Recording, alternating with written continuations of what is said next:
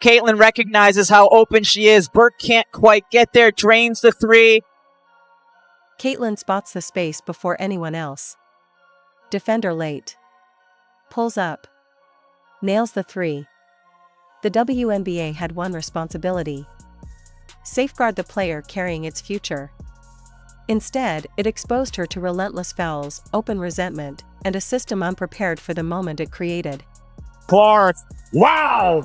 You bet! From beyond! Now the balance is shifting. Caitlin Clark, the star who sells out arenas, breaks ratings records, and drags a league into relevance, may be on the verge of walking away. Why now? Because forces with unlimited capital are watching the chaos and recognizing value the WNBA failed to protect. Reports point to an offer so massive it rewrites every salary benchmark overnight. Scouts pack sold-out arenas. Executives whisper. Numbers circulate that make the league's entire pay structure look symbolic. What happens if the centerpiece leaves? WNBA scouts were at Williams Arena tonight for a sold-out Gopher women's basketball game. Can the WNBA survive losing the engine driving its growth? Or does mismanagement finally trigger consequences no rebrand can fix? What comes next could permanently reshape women's basketball. And once power moves, who has the leverage to stop it? ESPN's Stephen A. Smith always gives us his candid opinion no matter what the topic is. The signal was there long before the panic set in. It just wasn't taken seriously. Stephen A. Smith didn't wander into this moment by coincidence. He didn't wake up one day and decide to pick a fight with the WNBA. Caitlin Clark, WNBA superstar, Rookie of the Year for the Indiana Fever.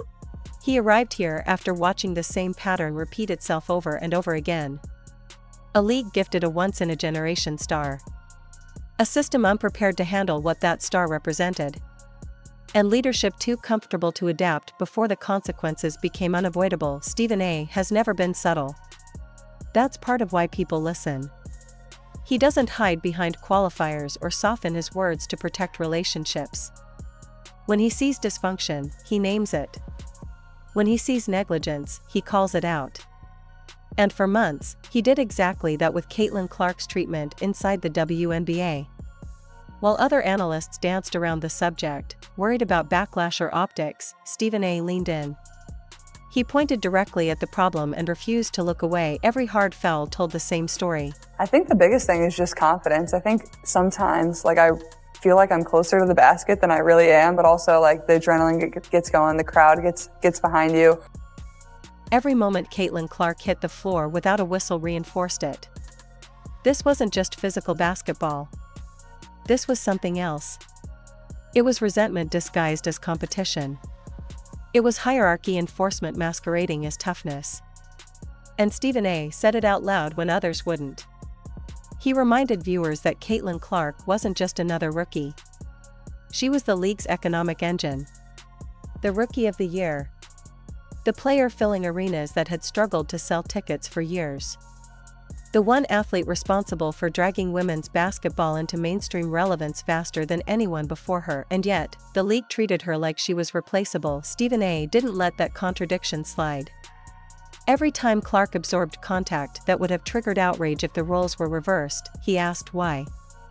Every time league officials hid behind generic statements about physicality, he challenged them. Every time executives refused to acknowledge that Clark generated more attention, revenue, and cultural momentum than any player in franchise history, he pushed harder. While the WNBA released press statements and leaned on corporate language, Stephen A. stayed blunt. He wasn't interested in spin. He wasn't interested in protecting feelings. He was interested in accountability. And that's what made his commentary dangerous to people in power. Because he wasn't attacking from the outside. He was pointing out what everyone could already see. Then he escalated, going on national television. Stephen A. didn't just criticize leadership. People always ask me, do I get more nervous for this or basketball? And it's this, and it's not even remotely close. I don't worry about basketball too much. He called for it to change. Publicly. He said Commissioner Kathy Engelbert needed to step down. Not as a suggestion. Not as a hypothetical. As a statement. He argued that the league had fundamentally mishandled the biggest opportunity it had ever been handed. That instead of building around Caitlin Clark, it had allowed internal resentment, outdated structures, and short-sighted decision-making to poison the moment. He highlighted details that were impossible to defend. Caitlin Clark flying commercial while male athletes with far less impact boarded private charters.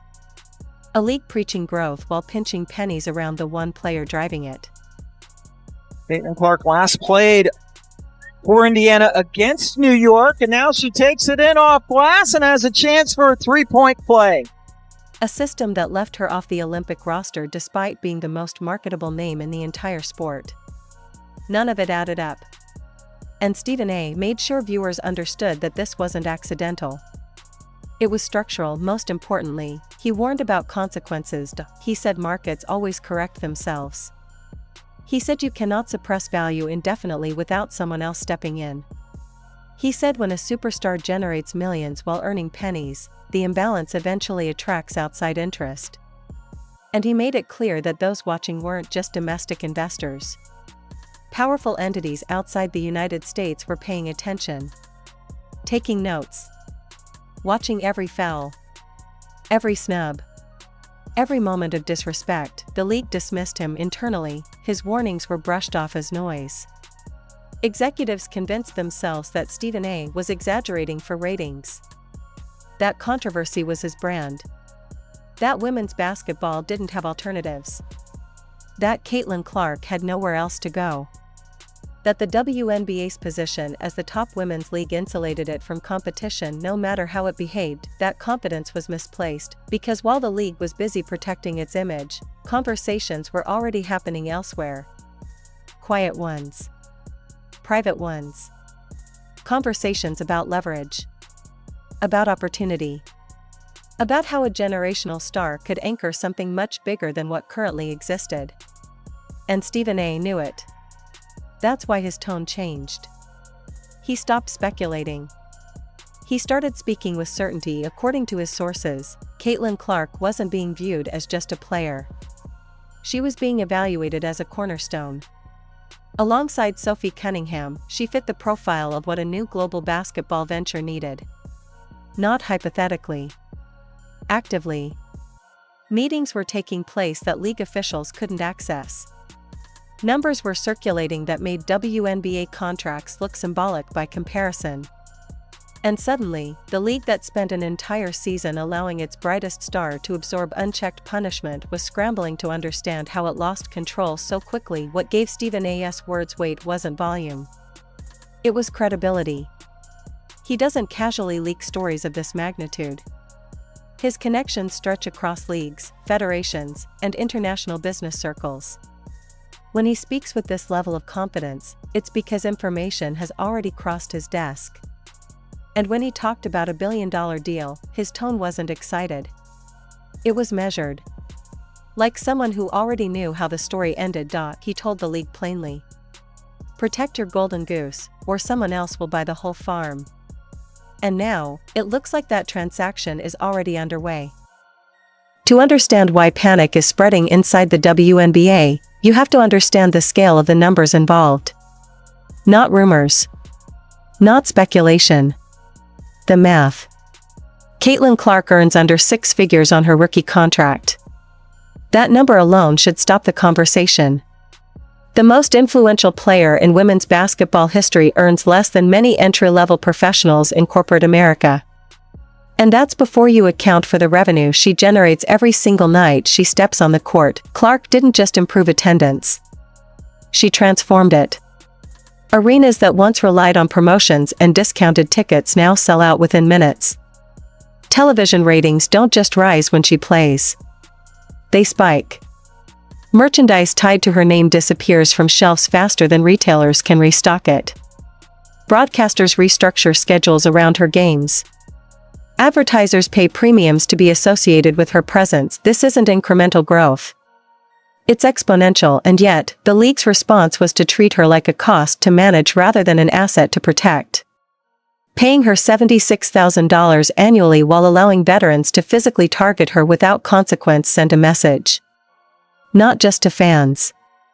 To investors. It signaled dysfunction. It signaled insecurity. It signaled an organization more focused on enforcing internal hierarchies than maximizing long-term value. That's where outside capital enters the picture. The Saudi Public Investment Fund doesn't operate like traditional sports owners. They don't argue over salary caps. They don't negotiate incremental raises. They don't view athletes as replaceable labor. They identify undervalued assets and correct the imbalance aggressively.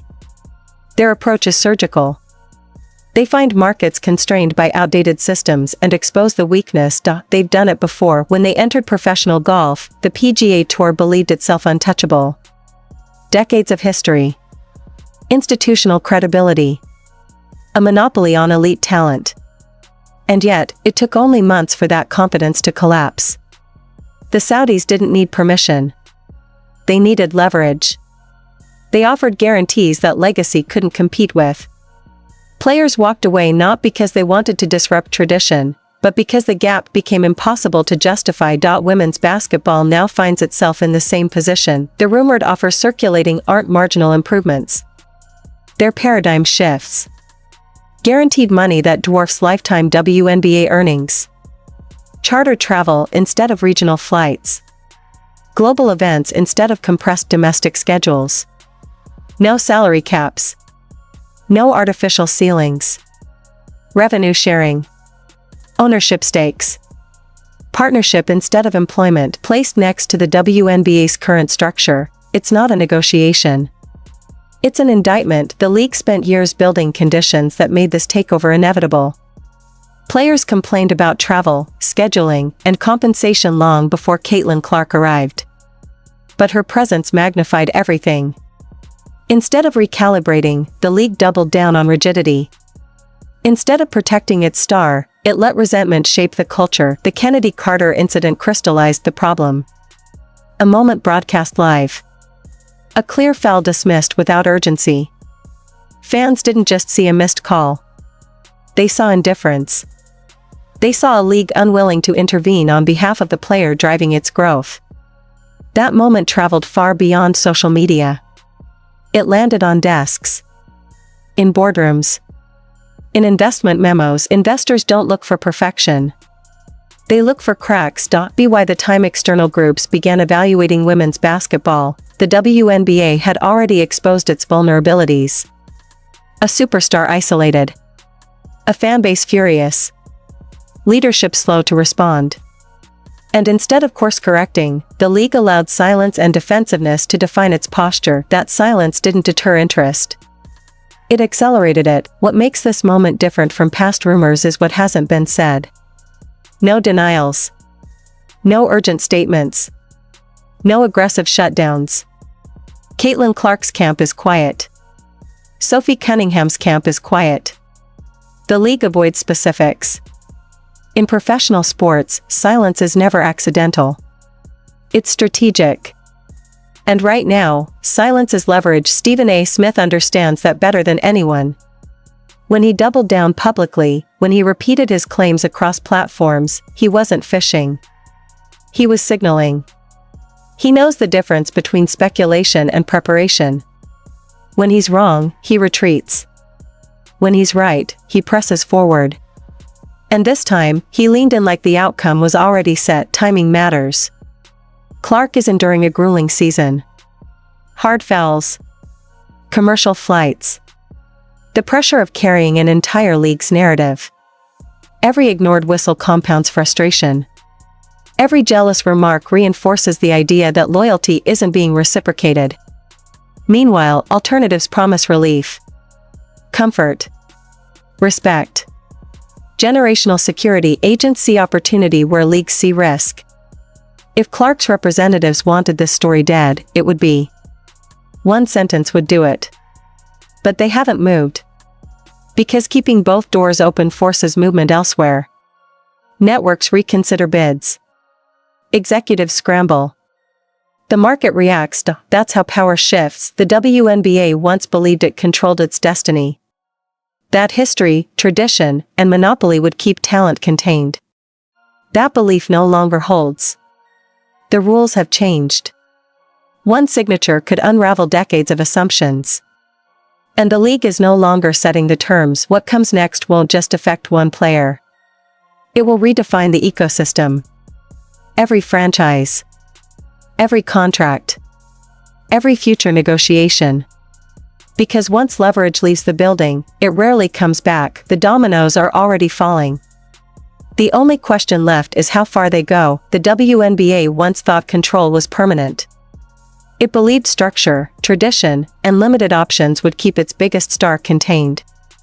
That belief is collapsing in real time. Power has moved. Leverage has shifted. And one contract could dismantle everything the league assumed was secure. How did a moment of unprecedented growth turn into a warning sign? How did a league gifted a generational talent fail to protect her when it mattered most? While fans debate loyalty, decisions are already being made behind closed doors. Agents are talking. Investors are calculating. And futures are being negotiated far away from public microphones. The next era of women's basketball will not be shaped by press releases or legacy arguments. It will be shaped by money, leverage, and who is willing to act decisively. When the dust settles, the sport may look nothing like it did before. The only question left is who controls what comes next, and who is left reacting after the shift is complete.